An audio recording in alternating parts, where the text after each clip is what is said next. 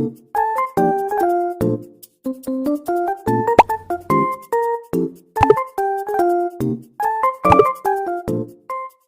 Friends, welcome to Sohail tutorials English hub. I am Farida Sohail. आज जो हम पोएम पढ़ेंगे वो है the tables turned, which was written by William Wordsworth. जैसा कि हम जानते हैं कि विलियम वर्ड्सवर्थ एक नेचर पोएट थे। ये पोएम लिखी गई थी 1798 में। इस पोएम में टोटल 8 स्टैंजा थे और हर एक स्टैंजा में 4 लाइन्स हैं। तो इस 4 लाइन्स के स्टैंजा को हम क्वाट्रेन भी कहते हैं। ये पोएम एक बैलेड है। बैलेड का मतलब एक छोटी सी कहानी जिसे पोएम या एक गीत के ज़रिए बताई जाती है, उसे बैलेड कहा जाता है। और इसका राइमिंग स्कीम है ए बी ए बी। हर बैलेड में राइमिंग स्कीम यही होती है, ए बी ए बी। जैसे आप फर्स्ट स्टैंडा के लास्ट वर्ड्स को देखेंगे, books double looks trouble. Books और लुक्स दोनों राइम हो रहे हैं, तो इसे ए अगर आप समझेंगे और डबल और ट्रबल को बी समझेंगे तो इसका टोटल राइमिंग स्कीम होगा ए बी ए बी। तो पूरे पोएम में यही राइमिंग स्कीम फॉलो हुई है। इस पोएम में पोएट ने नेचर की इम्पोर्टेंस को बताया है। वो कहते हैं कि हमें नॉलेज सीखने के लिए सिर्फ किताबों की ज़रूरत नहीं है, बल्कि हमें नेचर भी बहुत सारी चीज़ें सिखाती हैं। ये हम देखते हैं इस पोएम के फर्स्ट स्टैंजा को। Up my friend and quit your books और surely you will grow double.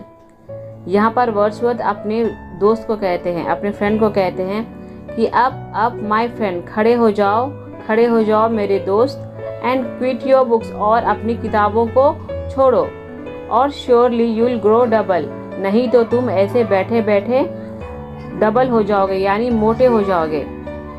यानी यहाँ पर वर्ड्सवर्थ ये कहते हैं कि तुम्हें सिर्फ किताबों में ही नहीं घुसे रहना है, बल्कि तुम्हें नेचर को भी फील करना है। इन किताबों को कंटिन्यू तुम नहीं पढ़ो, बल्कि वहाँ से उठो और नेचर को फील करो, उसे देखो। देखिए, पोएम एक सब्जेक्टिव होती है। ये जिस तरीके से रीडर्स के पास जाती है, सब लोग इसका अपने हिसाब से मीनिंग निकालते हैं। यहाँ पर और surely you will grow double, इसका मीनिंग ये भी हो सकता है कि सिर्फ किताबों से ही हम पढ़ के नॉलेज नहीं हासिल कर सकते, बल्कि अगर आप नेचर के पास आएंगे, इन चीज़ों को प्रैक्टिकली अगर आप महसूस करेंगे, इन चीज़ों को प्रैक्टिकली फील करेंगे, आजमाएंगे, तो आपकी नॉलेज और डबल हो जाएगी। तो ये भी इस सेंटेंस का एक और मीनिंग हो सकता है। तो वर्ड्सवर्थ अपने दोस्त को कहते हैं, अप खड़े हो जाओ मेरे दोस्त, और इन किताबों को छोड़ो, नहीं तो तुम इस तरीके से बैठे बैठे और भी मोटे हो जाओगे। या फिर एक दूसरे सेंस में ये भी कह सकते हैं कि तुम बाहर निकलो इन किताबों से, और जो चीज़ तुम किताबों में पढ़ रहे हो इसको एक्सपीरियंस करो। बाहर निकलो और इन चीज़ों को एक्सपीरियंस करो प्रैक्टिकली। इससे तुम्हारे नॉलेज में भी और इजाफा होगा, तुम्हारी नॉलेज और डबल हो जाएगी। Up my friend and clear your looks, why all this toil and trouble. तो फिर से यहाँ पर वर्ड्सवर्थ कहते हैं कि खड़े हो जाओ मेरे दोस्त, और अपने विजन को, अपने लुक्स को, अपनी सोच को और क्लियर करो। यानी अगर हम किताबों में पढ़ रहे हैं तो ये एक थियरी हम पढ़ रहे हैं, लेकिन इन चीज़ों को अगर हम प्रैक्टिकली करेंगे खुद से, तो चीज़ें और भी, सब्जेक्ट और भी ज़्यादा क्लियर हो जाएगी और अच्छे से हमें समझ में आएगी।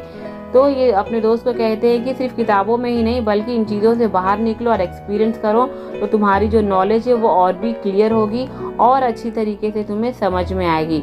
Why all this toil and trouble, इतनी मशक्क़त किस लिए, इतना परेशानी किस लिए, इतना हार्डवर्क किस लिए, जो तुम सिर्फ किताबों में ही घुसे हुए हो। इन चीज़ों से बाहर निकलो, इतना हार्डवर्क करने की क्या ज़रूरत है। तो वर्ड्सवर्थ ये उपदेश अपने फ्रेंड को, अपने दोस्त को कहते हैं। तो चलिए देखते हैं नेक्स्ट स्टैंजा को। The sun above the mountains head, a freshening lustre mellow. The sun above the mountains head, यानी सूरज पहाड़ के ऊपर आ गया, पहाड़ के शिखर पर आ गया। कब आ जाता है सूरज पहाड़ के शिखर पर? जब शाम का वक्त होता है ना, सूरज पहाड़ के ऊपर आ जाता है। तो अपने दोस्त को कहता है कि देखो, सूरज पहाड़ के शिखर पर आ गया है और एक अच्छी रोशनी बिखेर रहा है, एक फ्रेश रोशनी हर तरफ बिखेर रहा है।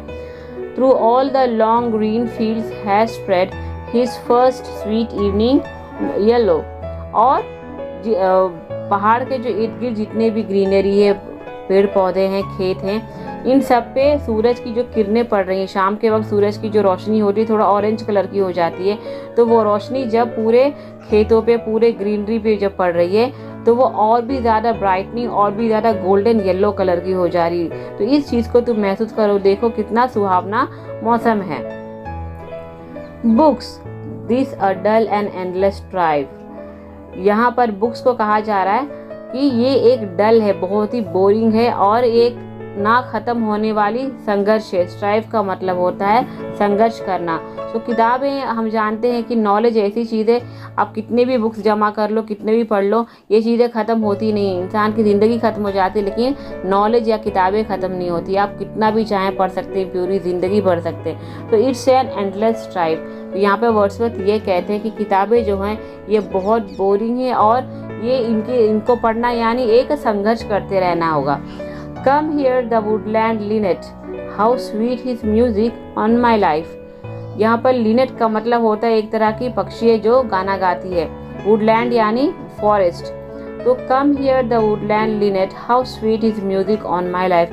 तो तुम इधर आओ पेड़ पौधों के बीच में और इस लिनेट, इस पक्षी की आवाज़ सुनो, उसके म्यूजिक को सुनो, देखो कितना उसका म्यूजिक सुहावना, कितना स्वीट है। There's more of wisdom in it। Wisdom का मतलब होता है समझदारी। इन चीज़ों से आप बहुत कुछ सीख सकते हो, तुम बहुत कुछ सीख सकते हो। इसकी आवाज़ से, म्यूज़िक से, नेचर के बीच में रह के बहुत कुछ सीखा जा सकता है, जो तुम्हें अब तुम्हारी किताबें भी नहीं सिखा सकती। And hark how bleat the trousel sings, he too is no mean preacher। और सुनो, ये ट्रोजल एक तरीके का पक्षी है जो लगातार गाना गाती है। तो ये वर्ड्सवर्थ ये कहते हैं कि सुनो, इस पक्षी के गीत को सुनो, कितना वो स्वीट गाती है और ये एक किसी उपदेश देने वाले से कम नहीं है। प्रीचर का मतलब होता है जो लोग उपदेश देते हैं, जैसे कि साधु संत। कम fourth into the light of things, late nature be your teacher. तो तुम उन सब चीज़ों से बाहर निकलो और इस नेचर की रोशनी में आओ। तुम्हारे इर्द गिर्द जो चीज़ें हैं उन्हें ऑब्जर्व करो, इसकी रोशनी में आओ और let nature be your teacher, और नेचर को अपना टीचर बनने दो।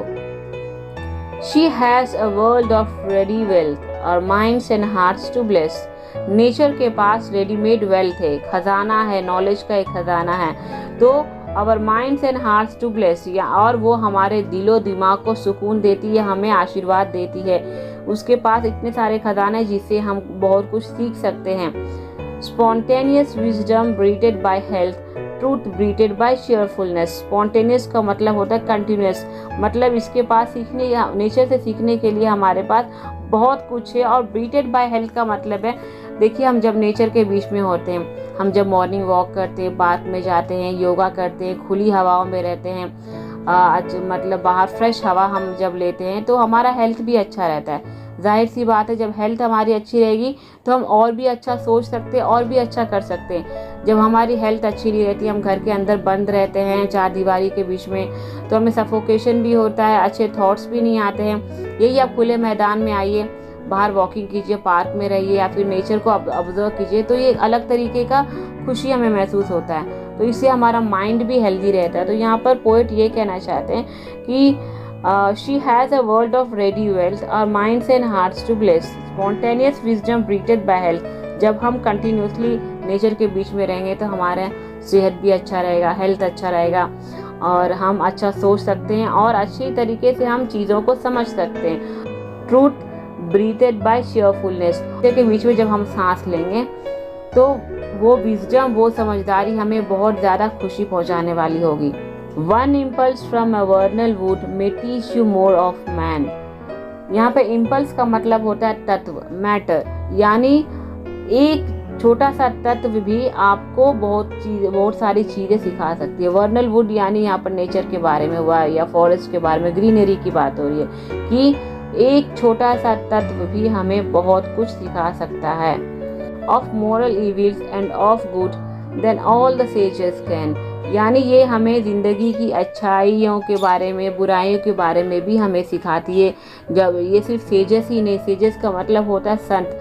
देखिए हमें साधु संत क्या बताते हैं, ज़िंदगी को किस तरीके से जीना है, कैसे गुजारना है, क्या अच्छा है क्या बुरा है। तो नेचर भी आपको अच्छा बुरा दोनों चीज़ों के बारे में बताती है।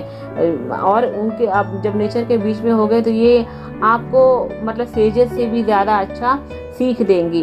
तो यहाँ पर वन इम्पल्स का मतलब होता है एक तत्व भी पृथ्वी का, एक नेचर का हमें बहुत कुछ सिखाती हैं।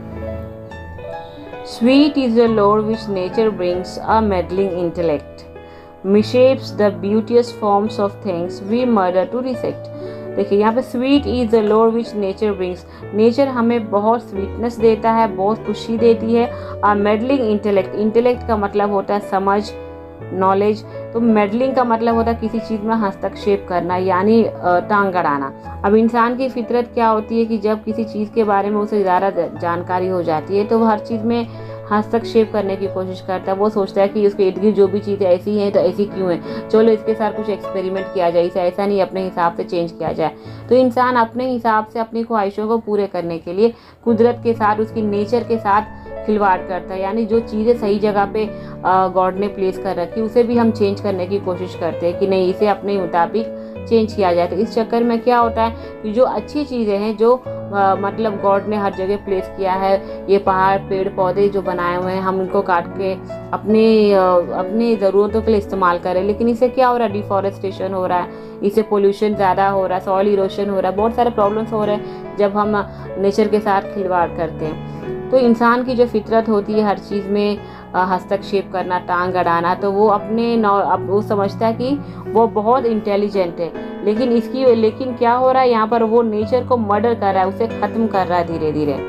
तो यहाँ पर पोएट यही कह रहे हैं कि स्वीट इज द लोर विच nature brings, a meddling intellect which shapes the beautiful forms of thing. यानी नेचर हमें बहुत कुछ स्वीटनेस देती है, बहुत अच्छी चीज़ें हमें प्रदान करे, लेकिन हमारी जो सोच है हस्तक्षेप करने की, ये मिसशेप करे। यानी जो चीज़ें सही शेप में है उसे हम बिगाड़ने की कोशिश कर रहे हैं, मिसशेप कर रहे हैं ब्यूटीफुल थिंग्स को। और इस चक्कर में क्या हो रहा है, we murder to dissect. Dissect का मतलब होता है किसी चीज़ को तितर बितर कर देना, इधर से उधर कर देना। इस चक्कर में नेचर का भी हम इधर से उधर सब तितर बितर कर रहे हैं। Enough of science and of art, close up those barren leaves. तो पोएट अपने फ्रेंड को कहते हैं रहने दो इस साइंस और आर्ट को, अब रहने दो, बहुत हो गया। Close up those barren leaves, उन किताबों, बैरन लीव्स का मतलब है यहाँ पर बंजर पत्ते। तो यहाँ पर बंजर पत्ते यानी किताबों को कहा गया है कि तुम्हारी किताबों के जो पन्ने हैं, बंजर पन्ने, इन्हें बंद कर दो। कम फॉरवर्ड यानी आगे आओ, and bring with you a heart that watches and receives, और ऐसा दिल लेकर आओ कि यानी नेचर के बीच में तुम आओ और तुम उन चीज़ों को गौर करो, ध्यान से देखो, समझो और फिर उसके बाद रिसीव करो। यानी जो तुम्हें किताबों में लिखी हुई है, जिन चीज़ों को तुम पढ़ रहे हो, उससे एक्सपेरिमेंट भी करो, उसको तुम महसूस करो। तो इस पोएम का समरी था, होप आपको समझ में आई होगी। अगर आप लोगों को इस पोएम से रिलेटेड फिगर ऑफ स्पीच या फिर लिटरेरी डिवाइसेस के बारे में जानना है तो please write me in the comment section, मैं इस पर भी एक वीडियो बनाऊंगी। If you have liked my video, please press the like button, share and subscribe my channel. Thank you so much for watching.